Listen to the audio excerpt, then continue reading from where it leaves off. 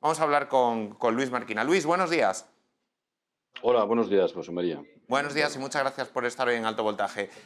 Lo primero que te A quiero vosotros. preguntar, Luis, es ¿qué te parece todas esas consideraciones que se están haciendo en los últimos días al respecto de si almacenamiento sí o no? O quiero decir, si será posible contar con un almacenamiento lo suficientemente grande, importante, relevante, como para dentro de 10, 15 o 20 años poder garantizar el suministro con la implantación de las renovables que está prevista.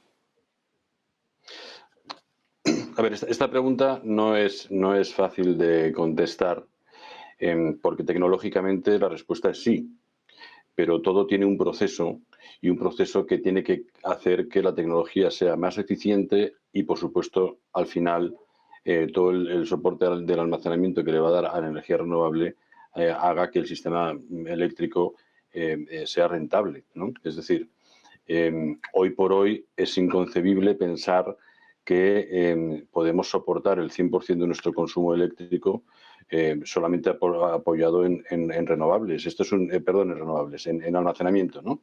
Evidentemente el almacenamiento es lo que más se lleva este verano y es por algo. Es porque, a diferencia de algún comentario que has hecho, José María, en el sentido de que podría haber ciertas dudas, no hay ninguna duda. Es decir, las renovables no tienen marcha atrás.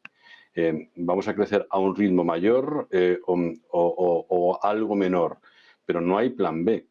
No vamos a apostar por el carbón, no vamos a apostar por el desarrollar nuevas centrales nucleares. Por lo tanto, las renovables sí o sí. Y el almacenamiento es una pieza clave para estabilizar primero el sistema eléctrico. Es decir, lo que tiene que permitir el almacenamiento, y sobre todo el almacenamiento con baterías, es el equilibrio de la red. Y eso lo va a hacer en una primera etapa ofreciendo servicios de red, ofreciendo también coberturas de 2 o 4 horas, para que poco a poco todo este sistema vaya haciéndose cada vez más sólido, más consistente y las baterías vayan encontrando su rol por encima de las 6, 8 o incluso 12 horas, ¿no? Nosotros, por ejemplo, no vemos el hidrógeno como un vector de almacenamiento cortoplacista. Creemos que hay eficiencias y utilidades mucho más rentables para los proveedores de hidrógeno. Sin embargo, el hidrógeno podría ser un buen vector de almacenamiento en gigavatios hora, ¿de acuerdo? Incluso utilizando las propias instalaciones y infraestructuras de los ciclos combinados, ¿no?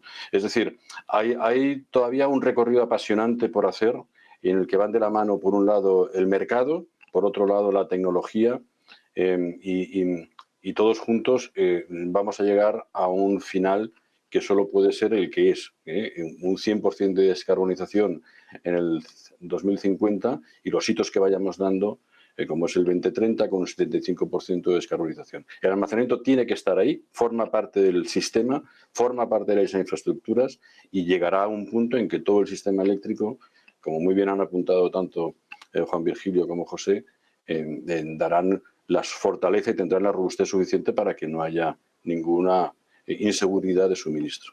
Luis, lo de que no hay marcha atrás, lo acabamos de ver esta mañana, por ejemplo, con el plan estratégico de una de las grandes compañías eléctricas, de Endesa, donde ha especificado ese camino hacia las renovables. El fin del gas incluso anunciaban en el año 2040. No hay previsiones de que una compañía energética se embarque en una central nuclear, como bien decías. Bueno, eso está claro. Y está claro que en ese caso, en ese camino, el almacenamiento tendrá un papel clave. Decías, están pendientes de desarrollar, pues evidentemente, mucha tecnología y muchos negocios.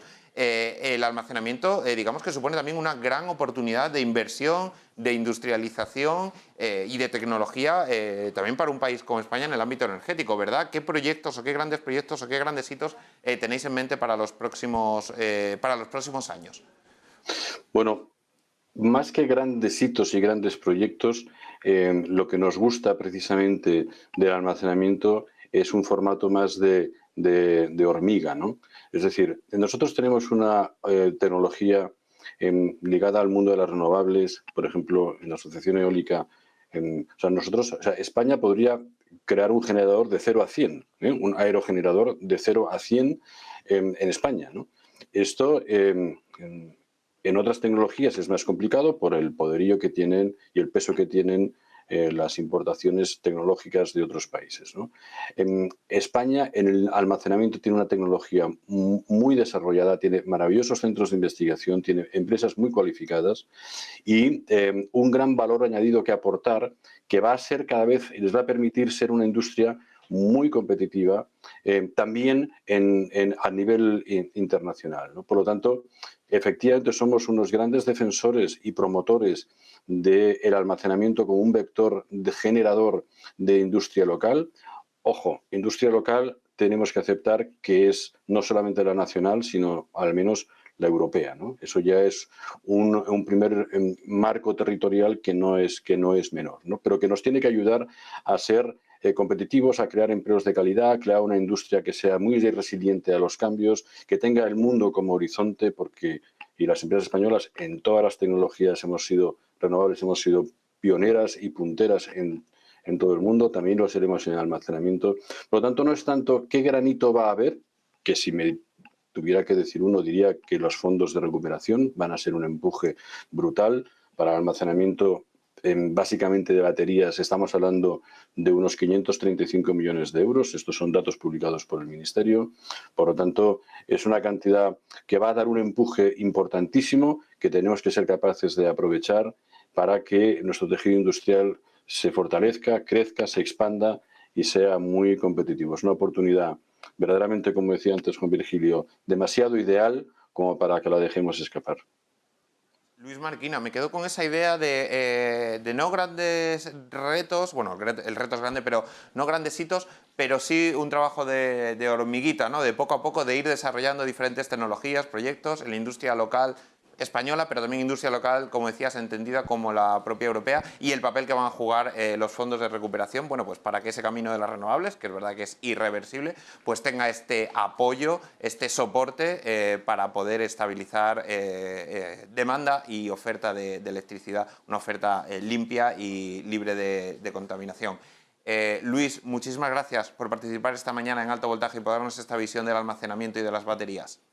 Un placer. Solo un apunte, José María. Sí. Hormiguita o elefante, ¿eh? Es decir, el caso es que sea un continuo, que no sea un rayo en la noche, sino que sea realmente una lluvia fina que nos impregna a todos y que sea un no parar. Eso es. Gracias a vosotros, José María, y a vuestra disposición siempre que queráis. Sí, efectivamente, Luis, ese es el trabajo de la hormiguita, aunque no se le ve mucho, pero que está poco a poco y al final termina consiguiendo esos objetivos que se han marcado. Muchas gracias, Luis.